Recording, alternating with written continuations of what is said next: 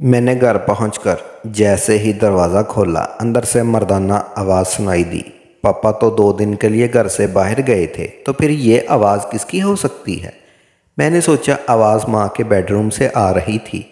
میں نے بے چینی سے ماں کے بیڈ روم کی طرف قدم بڑھائے اور دروازے کے سوراخ سے اندر جھانکا۔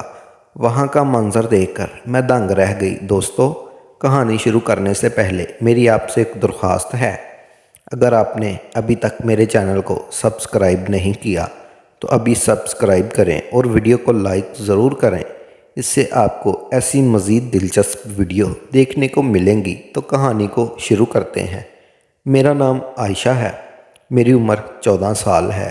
میری خوبصورتی، نقش و نگار، بولتی آنکھیں اور کندھے تک لمبے بال ہمیشہ سب کی توجہ کا مرکز رہے۔ میری خوبصورتی دیکھ کر لوگ اکثر کہتے کہ یہ لڑکی کسی رس گلے سے کم نہیں، نرم اور دلکش ہے، بس اس کا نظارہ ہی جنت کی سیر کے برابر ہے۔ میں جانتی تھی کہ میں خوبصورت ہوں۔ میری جسمانی ساخت دلکش تھی اور جیسے ہی مردوں کے منہ سے تعریف سنتی مجھے اپنا حسن اور بھی شدید طور پہ محسوس ہوتا۔ میں دل میں بڑبڑاتی، تم سب میرے لیے مرو تو مرو، میں کسی کے قابو میں نہیں آنے والی۔ میں آگ ہوں اور آگ کو قابو میں کرنے کے لیے تمہیں پانی بننا پڑے گا۔ ماں کی آواز نے میرے خیالات کا سلسلہ توڑ دیا۔ وہ مسکراتی ہوئی میرے سامنے کھڑی تھی۔ ماں ہمیشہ سے زیادہ خوبصورت تھی اور اپنی عمر سے کہیں کم دکھائی دیتی تھی، حالانکہ وہ ایک بالغ عورت کی ماں تھی۔ بیٹی آج سکول نہیں گئی؟ ماں نے پوچھا۔ آج چھٹی ہے، میں نے کہا۔ اس وقت ماں نے گلابی ساڑی پہنی ہوئی تھی اور جیسے ہی وہ مسکرائی میں نے محسوس کیا کہ اس کا چہرہ بھی دمک اٹھا ہے۔ مجھے ہمیشہ یہی لگتا تھا کہ ماں تب ہی اتنی تیار ہوتی ہے جب جمشید چچا گھر آنے والے ہوتے ہیں۔ ماں کی زندگی میں گرومنگ کا ایک خاص مقام تھا، لیکن وہ ہمیشہ خاص طور پر جمشید چچا کے آنے پر تیار ہوتی، اور آج بھی ایسا ہی لگ رہا تھا۔ میں نے پوچھا، آج جمشید چچا آ رہے ہیں؟ ماں ہنستے ہوئے کہنے لگی، جاؤ اپنی دوست نور سے ملو۔ میں حیران رہ گئی۔ ماں، آج آپ مجھ سے اتنی مہربان کیوں ہیں؟ آپ مجھے اچانک نور کے گھر کیوں بھیج رہی ہیں؟ میرے ذہن میں بے شمار سوال اٹھنے لگے، لیکن میں نے پوچھنے کی ہمت نہیں کی۔ بہرحال میں بھی نور سے ملنے کے لیے بے چین تھی، تو میں پیدل اس کے گھر چل پڑی۔ نور کا گھر ہمارے گھر کے صرف 10-15 منٹ کے فاصلے پر تھا۔ جب میں وہاں پہنچی تو دروازہ کھلا ہوا تھا۔ بغیر کسی آواز دیے میں اندر چلی گئی۔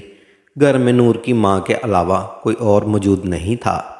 عائشہ، اندر آؤ، نور کی ماں نے مجھے دیکھتے ہی کہا۔ نور اور امجد اپنی دادی کے گھر گئے ہیں، کل صبح تک واپس آئیں گے۔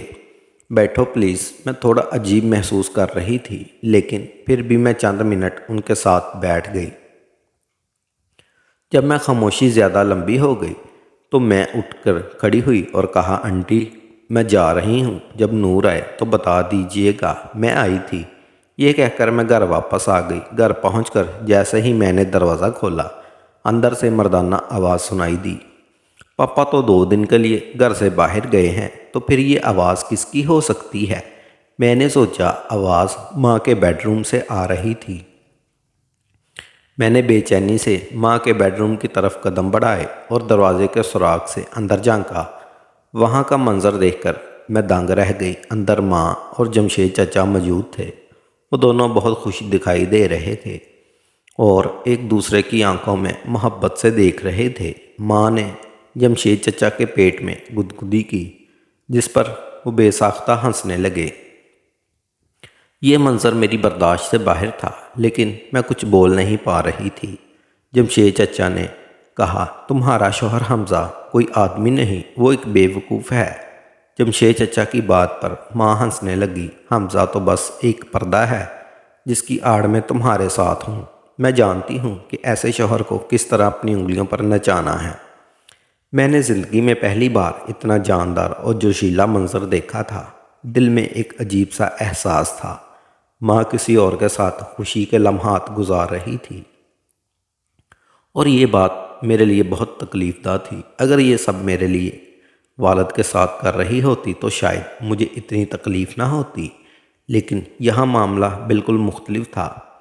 उसी लम्हे मैंने देखा कि दोनों थक कर अलग हो गए थे, जैसे दो शिकारी एक दूसरे से जंग लड़कर आराम कर रहे हों। माँ ने हाथ का इशारा किया और कहा, यहाँ मेरे पास आओ। जमशेद चचा उठकर जाने लगे, लेकिन माँ ने उनका हाथ पकड़कर कहा, क्यों, दिल भर गया है, अभी रुक जाओ। आयशा आ गई तो मुश्किल हो जाएगी। जमशेद चचा ने थके हुए लहजे में कहा, ठीक है, अब बंद करो, कहीं आयशा वापस ना आ जाए। माँ ने कहा, आयशा तो अपनी दोस्त के घर गई है, वो भी वापस नहीं आएगी। लेकिन मैंने ये बात सुन ली थी और मेरे जिस्म में एक सर्द लहर दौड़ गई। मैं फ़ौरन अपने कमरे की तरफ भागी और बिस्तर पर गिर गई।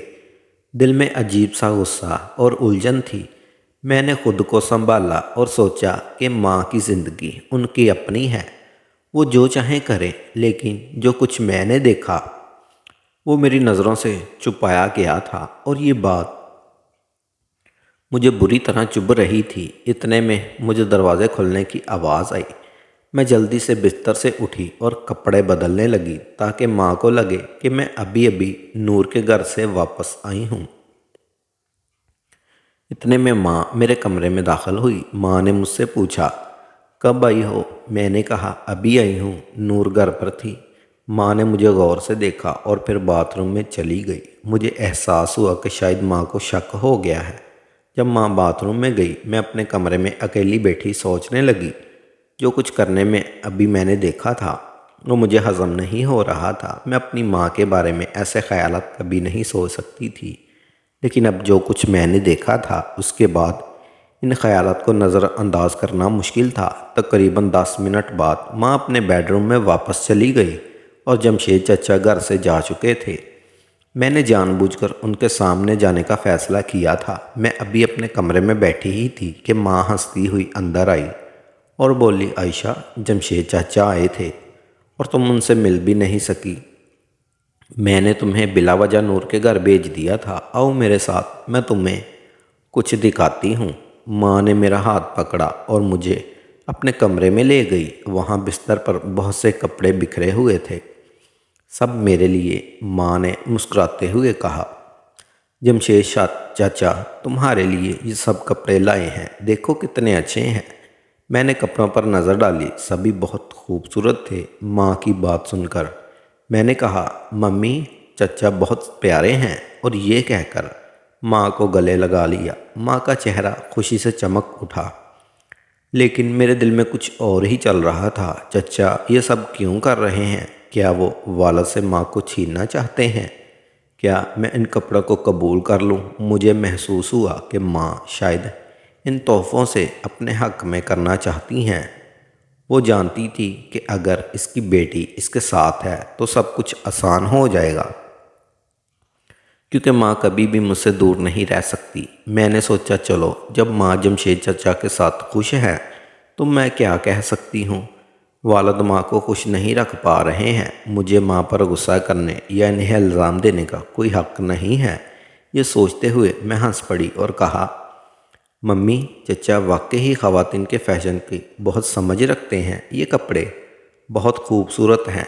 माँ ने जवाब दिया, और तुम्हारा बाप, वो तो कुछ भी नहीं जानता।